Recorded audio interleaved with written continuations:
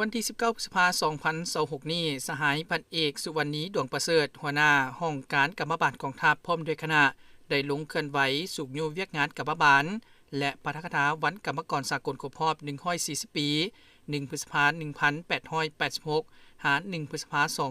2026อยู่โรงงานสีมังลาววังเวียงหลัง3โดยมีสหายพันเอกทันใจวงเวียงแก้วห้องผู้อำนวยการบริษัทสีมังลาววังเวียงจำกัดพร้อมด้วยคณะหน่วยพักคณะบริหารงานกรรมบาลคณะหน่วยสะพัดแม่หญิงหน่วยกรรมบาล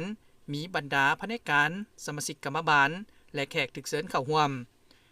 สหายเวียงเกตวิไลศักดิ์รองประธานกรรมบาลโรงงานสีมังลาววังเวียงหลัง3ได้รายงานการเคลื่อนไหวเวียกงานกรรมบาลโรงงานสีมังลาววังเวียงจำกัดหลัง3ประจำปี2025และทิศทางแผนการปี2026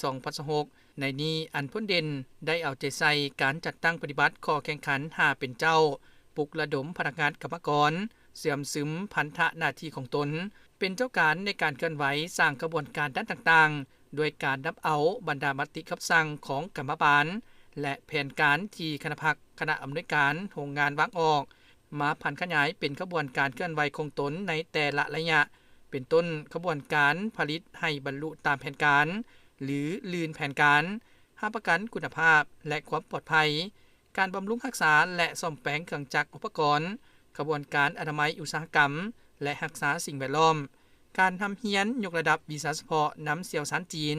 เอาใจใส่ประกอบส่วนเข้าในกระบวนการป้องกันความสงบในขอบเขตโรงงานให้มีความสงบและความเป็นระเบียบเรียบร้อยโดยพื้นฐานเวียกงานวีซ่าเฉพาะใน1ปีผ่านมาสามารถขุดค้นและนำเข้าหินปูนได้ 373,694.95 ต้นนำเข้าถ่านหิน 36,685.47 ต้นนำเข้าหินกาว 23,254.76 ต้นขุดค้นและนำเข้าดินเหนียวแดง 22,822.67 ต้นขุดค้นและนำเข้าดินเหนียวขาว 615.88 ต้นขุดค้นและนำเข้าทรายภู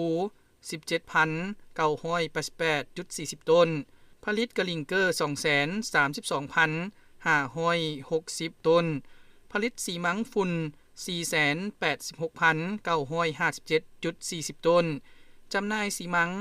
480,772.25 ต้น